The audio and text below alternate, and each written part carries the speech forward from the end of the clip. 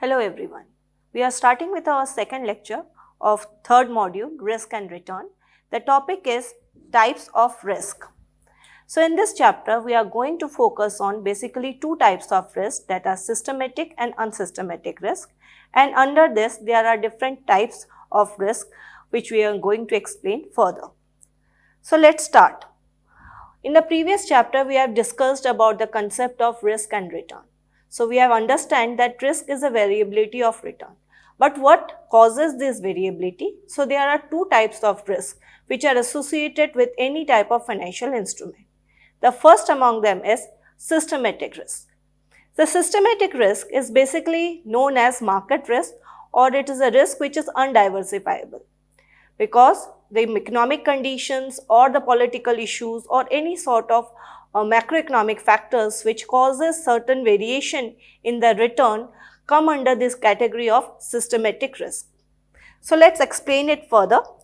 That portion of variability in return which is caused by the factors affecting all the firm. Here all the firms means it is affecting all the firms of the country. Suppose there is COVID-19. If we take the example of COVID-19, the stock prices get affected, the huge volatility is there during that period of time. So all the firms are affected by that particular issue or that particular event. For example, if we take the case of financial crisis 2008, in that scenario also, all the firms of Indian country is affected by that particular issue, as well as the US, because it has happened in US and that's why it is affecting the US country, but it is also affecting the other country that are in relationship with US. So in case of systematic risk, we need to focus that it is a risk which affects all the firms that are listed in that particular country as well as the unlisted companies of that particular country. So in that particular scenario, all the firms are affected. It refers to the fluctuation in return due to general factors in the market such as money supply, inflation, economic recession, interest rate policy, government policy, political factors, credit policy, tax reform, etc. These are certain examples in which we can say that if these factors govern in a particular country or particular economy, these particular issues are going to affect the whole forms of the particular country. Suppose we take the example of budget. In case of budget, what happens? If the budget is related to a particular sector and it is affecting a particular sector negatively, suppose the government has given some funds to particular sector and withdrawn certain amount of funds from another particular sector. In that case, the particular economy is going to be affected just because that particular sector is affected, and it is going to affect other sectors also directly or indirectly. In that case, the government policy is going to affect the whole economy as well as the stock market of the country. And in that particular scenario, we cannot diversify our portfolio because it is going to affect the whole industry as such. Suppose in this case, I have mentioned that it is related to a particular sector. Suppose it is related to agriculture sector. Certain policies which are in favor of agriculture sector and certain policies against the renewable energy sector. What will happen? If it is affecting a particular sector, in that case you can diversify your portfolio. But in case it is affecting the whole economy as such, we cannot diversify our portfolio. We have to absorb that particular risk. We have to go through that particular risk or that particular situation. So in case of systematic risk, any type of government policy, tax reforms which is affecting the whole economy as such, it comes under the category of systematic risk. These effect of factors cause the prices of all securities to move together, because what is happening? It is affecting the whole economy, and as such a whole economy is get affected. The companies that are operating in that particular economy also get affected, and therefore the stock prices either move upward or downward depending upon the news. This part of risk arises because every security has a built-in tendency to move in line with the fluctuations of the market. Whatever happening in the market, these particular companies or these particular stocks are absorbing that particular issue, and accordingly they are moving upward or downward. No investor can avoid it, as I already mentioned that we cannot diversify this type of risk. We have to go through that particular risk. Systematic risk is also called the non-diversifiable risk or general risk, because if this happens, every individual or every investor who is investing in the stock market need to go through this particular situation and handle the situation properly, because they cannot diversify it. They have to wait and watch about that particular situation, and then if the situation gets mitigated, then they can shift to another particular stock. Now, what are the different types of systematic risk? First one is market risk, interest rate risk and purchasing power risk. As the name suggests, they are all related to overall economy and they are not related to a particular company or particular industry. These particular types of risk are going to affect the whole industry as well as the companies operating in that particular country. The first one is market risk. Market risk is associated with the consistent fluctuations seen in the trading price of any particular share or security. That means with the rise and fall of a particular security, we can see that there is certain type of market risk. I have taken the example of COVID-19, or you can take the example of Ukraine war. You can see that prices, according to the situation, the prices are either moving upward or downward. So we cannot mitigate this situation. It arises due to rise or fall in the trading price of listed shares or securities in the stock market. Market risk is caused by the herd mentality of the investor. People are seeing certain news as a negative news. For example, Ukraine war. In that situation, people are seeing it as a negative impact on the particular country and they move in negative direction. So they start selling their stocks in the stock market. So what happens when people start selling, other people who are not aware about the situation, they also start selling. So market risk arises. If we take the example of financial crisis 2008, Pokhran blast of 1998, these are all the situations where the herd mentality is quite prevalent in the stock market. People start following the others. And when the excessive buying or excessive selling take place in the stock market, the market risk arises. Market risk is a tendency of security prices to move together if the market is declining, even when the share prices of good performing companies also falls. So what happens if the companies are performing well also, but if there is a market risk, in that situation good companies also start falling because people start selling their stock just because of hunt mentality. They think that the market is going to go worse and worse, and at that situation they start selling the stock in the market. So there are two major forces, tangible and intangible. In case of tangible events, we can easily see that earthquakes, wars, etc. are the tangible events where we can easily measure the impact. And there are intangible events like market psychology. In case of COVID-19, the herd mentality is prevalent in the market, but it is going against the standard theories, because people initially, when the pandemic was announced, initially there is a huge volatility in the stock market. There are certain countries who stop their stock market exchanges, but in case after a point of time, the people start purchasing the stock in the hope that they will earn a huge amount of return. And in that situation, irrational exuberance were quite prevalent in the stock market. So we can see that herd mentality causes a lot of reaction in the stock market, and just because of that, market risk arises. The next one is interest rate risk. Interest rate risk is related to the interest rate of fixed income securities.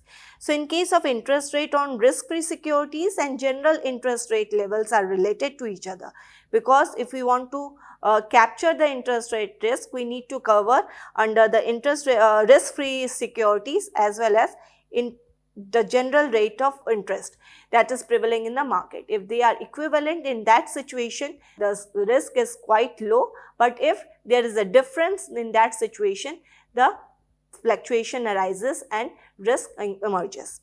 If risk-free rate of interest rises or falls, the rate of interest on other bonds and securities also rises and falls. So they go at par with each other, or we can say at parallel with each other. So if risk-free rate of interest increases, the bond interest rate also increases. If it falls, bond interest rate also decreases.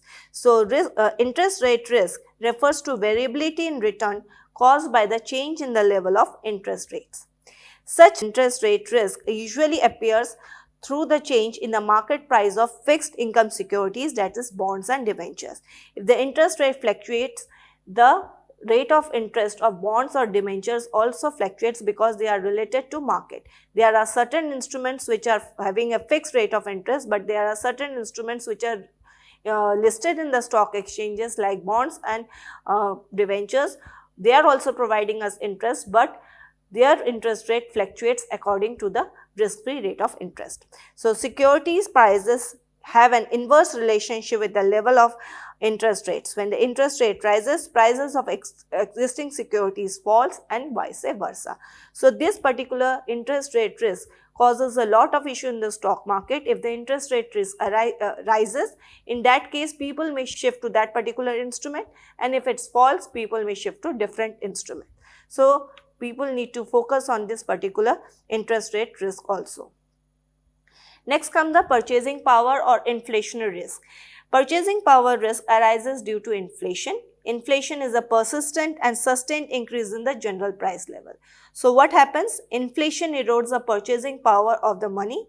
That is, the same amount of money can buy fewer goods and services due to increase in the prices. Therefore, if an investor's income does not increase in times of rising inflation, then the investor is actually getting lower income in real terms.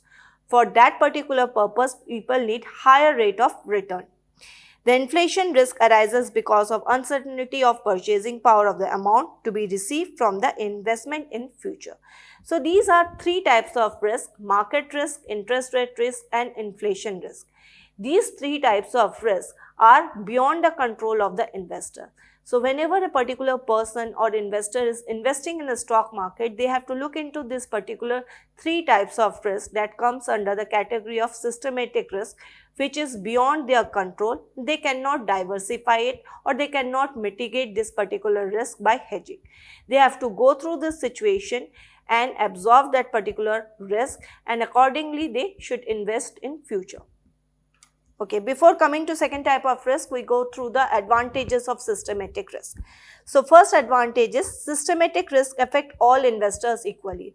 Whether he is a bond investor, whether he is a share investor, mutual fund investor, any sort of investors get equally affected by these types of risk.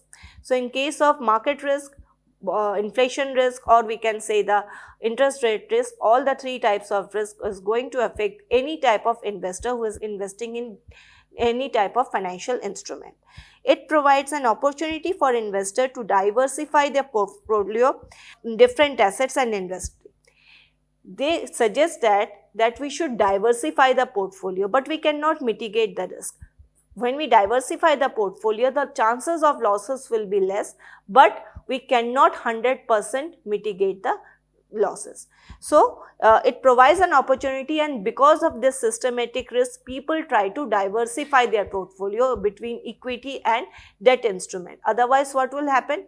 If there is a consistent market risk, then in that case, the individual person who is investing in shares, he loses his money.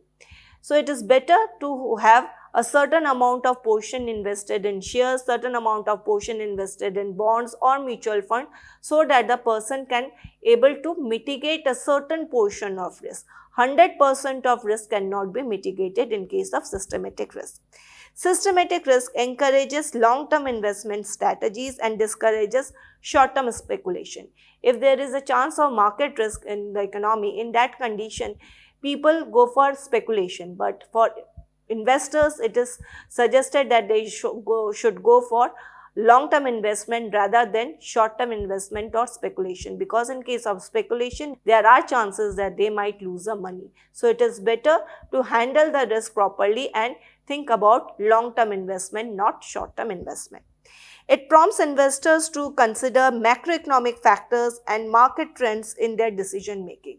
It is also important for an investor that while investing, they should take into consideration what are the macroeconomic factors that may affect their investment decision, like GDP, money supply, inflation rate, interest rate, that should be taken into consideration so that they can avoid this type of risk. Systematic risk can create opportunities for skilled investors to identify undervalued assets during market downturns. So, if the market downturns happen or market risk arises and security prices are going down, in that situation, there is chances for the investors who are skilled investor, they buy the stocks, and after a point of time when market gain the tandem, they can gain the money for that from that security. It helps maintain market efficiency by quickly reflecting new information and changing conditions. It prompts investors to stay informed about the economic behavior, which we already mentioned. Systematic risk motivates companies to manage their operations efficiently and adapt to changing market dynamics. It also motivates the companies to look into the macroeconomic conditions and behave accordingly. Otherwise, what happens if the companies don't behave properly according to the market condition, they may lose a huge amount of revenue and that may affect the dividends of the investor.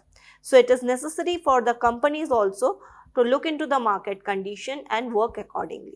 It serves as a reminder for inherent uncertainty in the financial markets, encouraging investors to approach investing with caution and realistic expectation. This is the basic reason while investing we talk about risk. If this risk is not prevalent in the investment, then people think that while we invest in the stock market or any other particular instrument, we're going to get a huge amount of return. But there is no risk associated with it.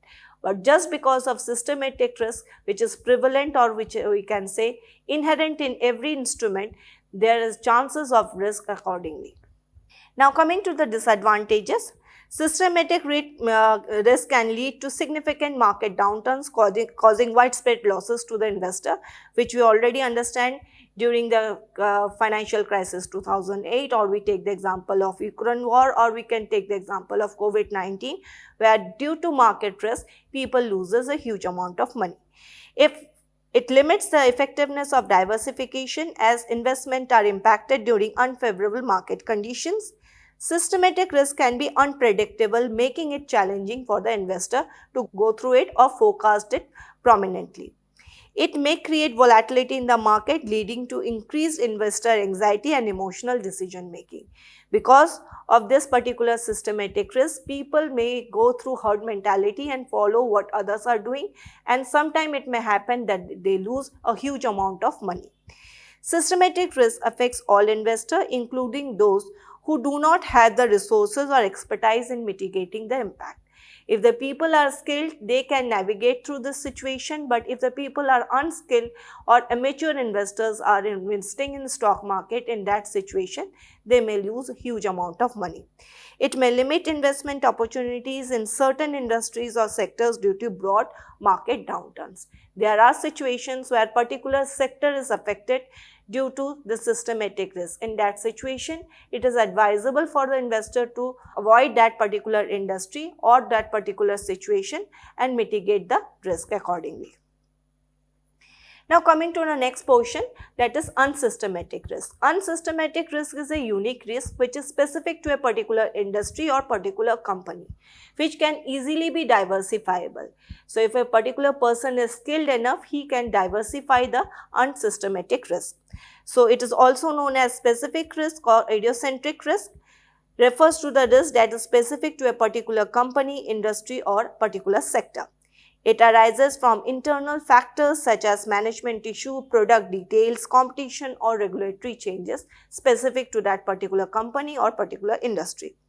Unlike systematic risk, unsystematic risk can be reduced or eliminated through diversification. So, by spreading investment across companies, industries or sectors, investors can reduce the impact of this particular unsystematic risk.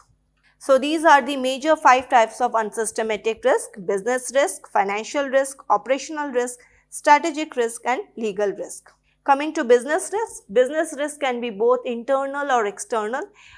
factors that can cause this particular risk. So if we talk about internal factors, it may be related to the management of the company or trade union issues. They are the internal risk. External risk, policies related to that particular company or government policies related to that particular industry that may cause, or transport issues that may cause certain type of external risk to that particular company. Financial risk, it is related to the capital structure. If the optimal capital structure is not followed by the company, in that case there are chances of credit risk or default risk. So with the growing financial obligation, this particular risk arises. So to mitigate this financial obligation or to solve the issues properly, the particular company should have a optimal capital structure so that they can avoid any sort of inconsistencies in the earnings. Next come the operational risk. Operational risk arises due to negligence or unforeseen events such as supply chain problems or breakdown of machinery or data breaches. So this risk includes from day-to-day operations, or companies take up preventive measures regularly to avoid equipment related issues. If suppose a particular equipment or machinery just stop due to sudden breakage, in that situation the whole production system get affected. So these are the operational risks. Strategic risk. Strategic risk involves management's failure to take right decision at right point of time. Suppose a particular company need to have a make or buy decision. So if the company take a make decision and they make the particular component of the product and it causes a huge loss to the company.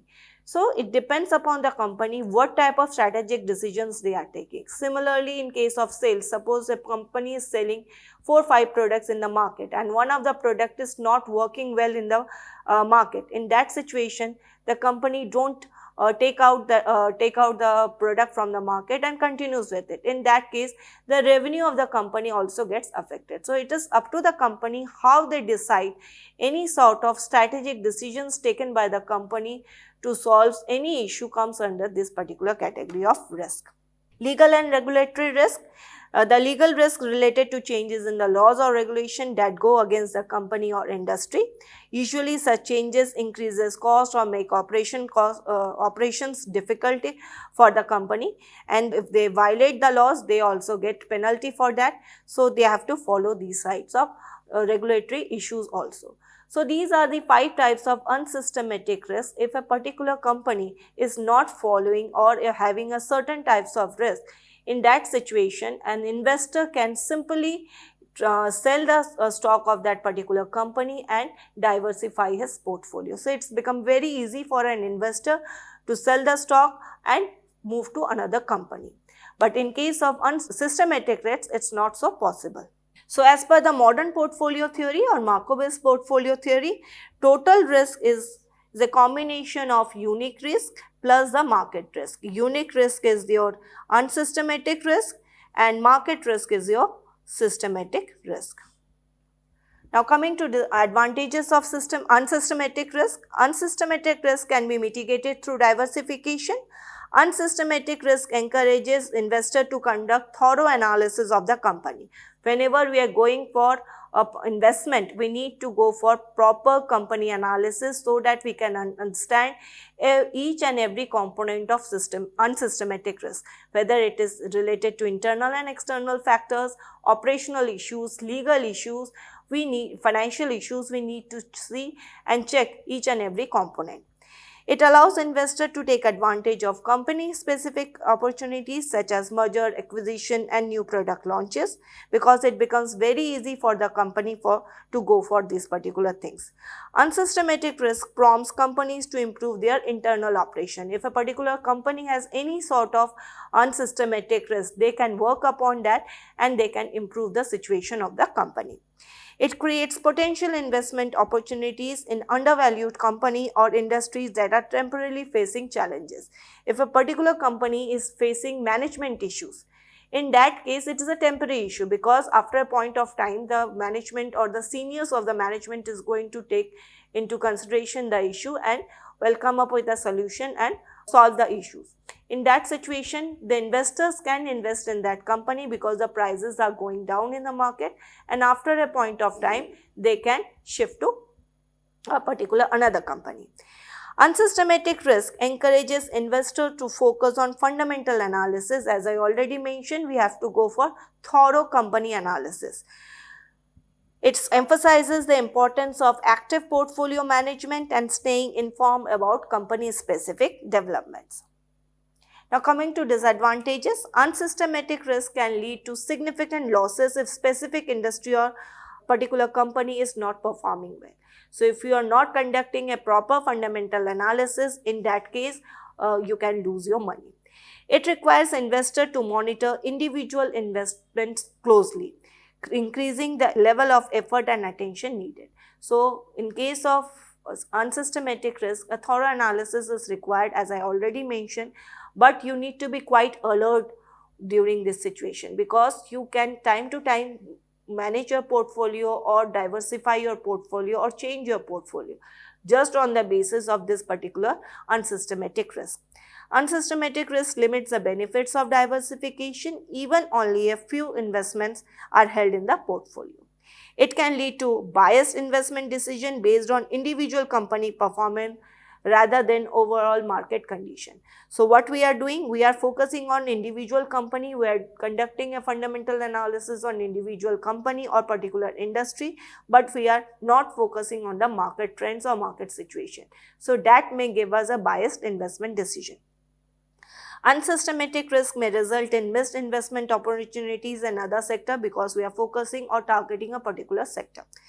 It exposes investors to risk of certain adverse events such as product failures, lawsuits or management scandals. Unsystematic risk may limit the availability of investment options, particularly in niche industries or sector, because people mainly focuses on the wide range sectors that are quite popular, but they little bit focus on the niche sectors. Only the skilled investor focus on niche sectors, but unskilled investors or amateur investors or investors who are investing for first time or second time, they only focuses on the major industries. So in that situation, the people may lose certain upcoming opportunities. Now coming to systematic and unsystematic risk differences. What are the major differences? Systematic risk affects the entire market, which we already understand. But in case of unsystematic risk, it is related to particular company or industry or particular sector.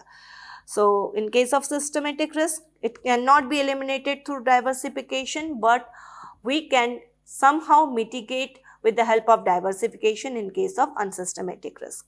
Arises from external factors that are beyond the control of investor, because we cannot control purchasing power risk or interest rate risk. But in case of unsystematic risk, it is specific to a particular company or industry or a sector. In that case, we can shift to another company or sector or industry. Examples include inflation, recession and interest rate risk. Here the management issues or product recalls cannot be eliminated through prudent investment decision. How expert you are, it doesn't matter in case of systematic risk, or what is the level of expertise you possess or experience you possess in the stock market. You cannot mitigate the systematic risk, but with experience and regular investment, you can mitigate the unsystematic risk. Often referred to as a market risk, referred to as a idiosyncratic risk. Diversification does not lower its impact, because it is going to affect the whole market. In your portfolio, if you have bonds, debentures, mutual funds, FDs or as well as shares, you cannot diversify the risk, but you can somehow mitigate it because you have a combination of debt and equity in the portfolio. But in case of unsystematic risk, you can easily diversify your portfolio. Measured by beta coefficient, here we measured it with the help of alpha coefficient. Impacts the entire portfolio, impact only the specific industry or specific stock that is relevant in your portfolio. Can lead to losses in both bull and bear market. Mostly affect investments during unfavorable condition. It doesn't related to market. If the company is not performing well or there are some issues related to company, suppose union strike is there, trade union strike is there, in that situation it is not affected the whole market, it is affecting that particular company itself. So that company get affected by that particular issue. So it is specific to that particular company and it is unfavorable market condition for that particular company only. So with this, we come to the end of this particular chapter. Thank you.